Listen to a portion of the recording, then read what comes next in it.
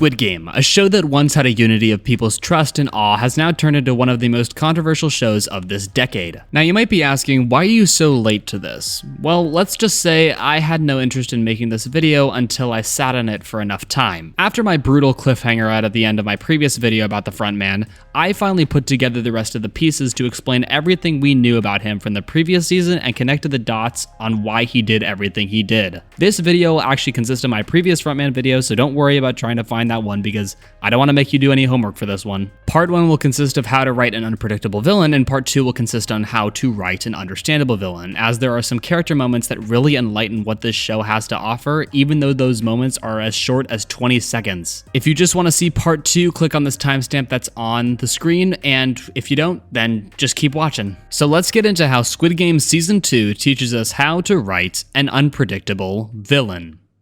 Really quickly, make sure to like, comment, and subscribe. I'm trying to hit 40k subscribers by the end of the year, and make sure to check out my Discord server if you want to interact with me and talk about movies. Just use the link in the description. Also, sorry for my voice, this was my old microphone, so the audio may sound a bit different than it does now. Okay, so to start off, I want to talk about Il-nam really quickly, so we can understand the Frontman's motives this season. Il-nam tells In-ho directly that it's more fun playing the games than watching, as he experiences the games himself. Something also to note is that the game was made to be fair for every player, and that's why the doctor was killed, but not the people who used the lighter in the Dalgona game, because they were never really caught. So please keep this information in mind while we explore the Frontman's character arc.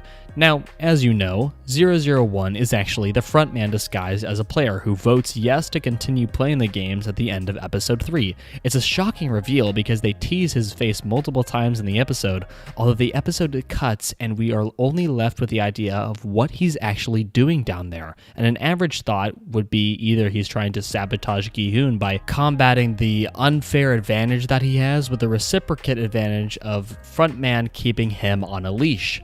The other option is that he joined the games because Il-nam told him that it's more fun to play than watch. For the sake of the character, I'm pretty sure that both of these ideas are actually correct, because not only does the Squid Game respect fairness, but it also respects it as entertainment due to the whole concept of the VIPs. Now, to focus in on those memes that I'm sure you've seen, because let's be honest, it's genuinely really funny. Why is In-ho so joyful when it comes to the games? Well, as I mentioned, it actually seems like he's enjoying himself. Il-nam was right. Playing the games is more fun than watching them be played for you, but that's pretty weak character writing if that's the only reason why. Now, look, I feel a lot of people are thrown off by this imagery. We're watching the main villain of the show, from what we know, cheering on the players while they play the games that he had a hand in creating. How does this make sense? It's simple, actually.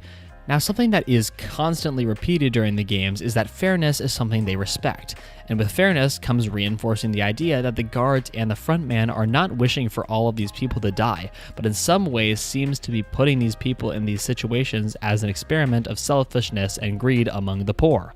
This explains In-ho's reaction towards the six-legged pentathlon, which is my personal favorite game in the entire show. I mean, it's seriously fun to watch, and it's still intense, but anyways, you don't care about that. His reaction is from actual joy, and not just the act he's putting on. He's become one of these people, and experiencing the games himself is activating a side of him that seems to not have been awakened for a while.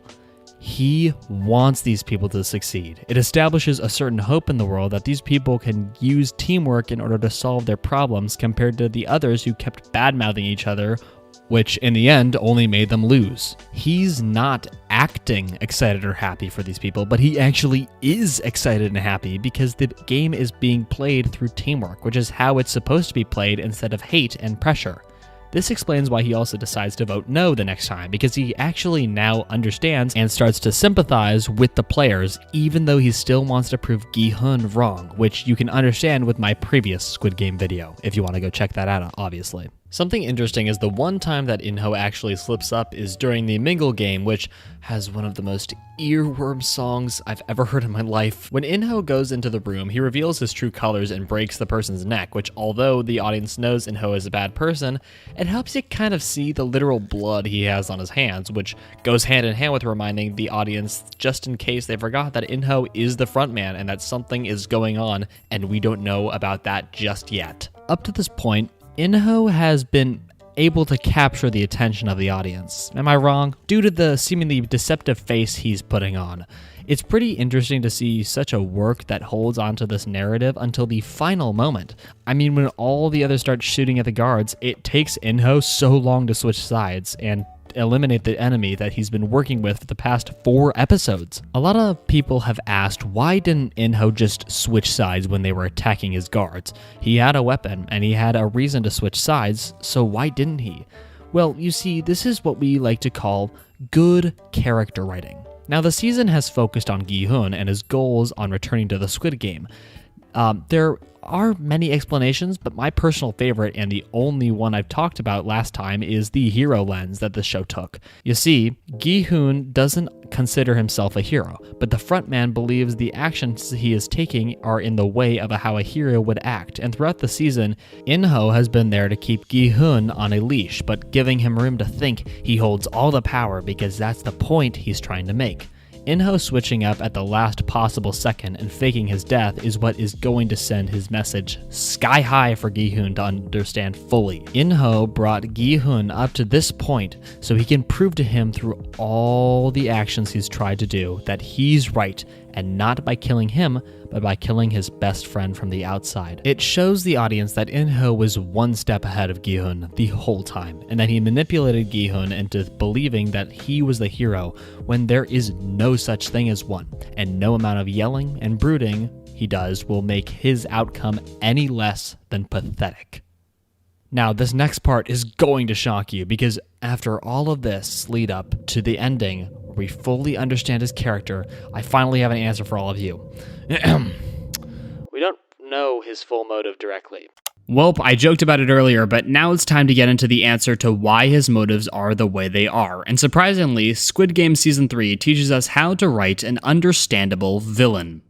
Now, a lot of the season consists of the frontman being mysterious unlike he was during Season 1, which was a little sad to see since he was such a star in Season 2, but I've gotten over it. Now we come to the answer of why he was acting so strange in Season 2. It's because he actually was in the games. Now, something I'm sure a lot of you forgot is that in Season 1, this was actually revealed to us, but in Season 3, it elaborates on the fate of how he went from player to frontman. We see that In-ho is given the same opportunity Gi-hun was given, where they get a knife to kill the rest of the players in order to certify the win for themselves. I also don't want to shy away from the arc Gi-hun has throughout the show, and one of the leading theories before Season 3 was released is that Gi-hun would have become the next frontman, something we now know is wrong, but why didn't he become the frontman in the first place if In-ho, the actual frontman, saw that he was going down the same path he went down? Well, it's because of this scene. In-ho mercilessly kills everybody in order to win, where Gi-hun got a flashback and decides not to do it. It's clear from the contrast of these scenes that the day In-ho won was the greatest day of his life. Getting the privilege to kill everyone and win was enticing, and because he did that, we can assume the privilege of becoming the frontman was given to him, and that was something that he would not turn down either. Gi-hun doesn't, because he actually sees human kindness. If Gi-hun never made friends with the people who would die in Season 1 and Season 2, he would have killed all the remaining people, and honestly, he probably wouldn't even care for the baby. But because of those connections that he made, he can't do unspeakable things to other humans, even though maybe a side of him wants to do it. It's clear that winning the game was the worst day of his life, because that's the day he lost a lot in order to gain a lot. But In-ho clearly didn't make any connections, and that's why it looked so easy for him to go one by one and take everyone out. So getting back to his behavior in Season 2, we actually see In-ho make connections with people Gi-hun gets close to, and when he's reacting, it's because he's actually having fun. Not only is he playing a game that he's won before, but he's also finding out who to root for and who to root against, which sounds similar to someone else from Season 1. In-ho is a villain, no doubt about it, but we can understand him because of how he went about his business during his times in the games. Not that we have to like it, but we can at least understand why he did what he did. This is why he almost looks taken aback when he watches Gi-hun throw himself off the ledge to save the baby, even though he has his mask on. You see, sometimes to make a character look more menacing or in power, the camera will be below them, facing upwards to make them look tall. But in this frame, the frontman is looking up, and that camera position makes characters look more scared or out of power. Now, no matter how much I try to make sense of the last scene in Squid Game, all I can really see is that it's sequel bait with no actual meaning. In-ho is forever changed by Gi-hoon's actions, and almost looks ashamed, but he still has honor in the game to go and deliver the money, and don't forget Gi-hoon's clothes to his daughter. The thing is that the ending scene doesn't elaborate any more on In-ho. Honestly, he didn't even need to be there because it's more of a passing of the torch to America as the story ends with the window rolling up. Nothing added and nothing received, ending the Squid Game off for good. I would be baffled if we don't see In-ho again. I know that the next one will take place in America, but some hunch of mine says we're gonna get a cameo by him, maybe as a VIP or something. There was a lot of care put into Squid Game throughout these years, and I respect it for dropping it while it was still ahead, because there's no way there could be a season 4 with the Korean cast. This will be my last video on the Korean version of Squid Game, since I've taken everything from the show I've wanted to talk about, and there are a bunch of other great video essays out there about the characters you may have wanted me to talk about already on YouTube, so go check those out. I'll talk about the American version, but something tells me I won't be singing its praises as I've had with seasons 1 through 3. Also, I bet you $10 that Millie Bobby Brown will be in the new Squid Game. Really quick, as an official affiliate partner of NordVPN, I'd love to recommend you to the description or pinned comment where you'll be sent to the official website of the fastest VPN there is for an exclusive offer of 77% off and an extra generous 3 months. You really gotta be careful on the internet nowadays, and not being able to watch your favorite movies on your favorite streaming service because it's not in your region won't be a problem anymore with Nord. So please trust me, I won't steer you wrong, and allow me to assist you and recommend you to the best VPN on the market, because remember, protection is important, especially online. With that said, thank you everybody for watching. I'm Enchanted. Bye.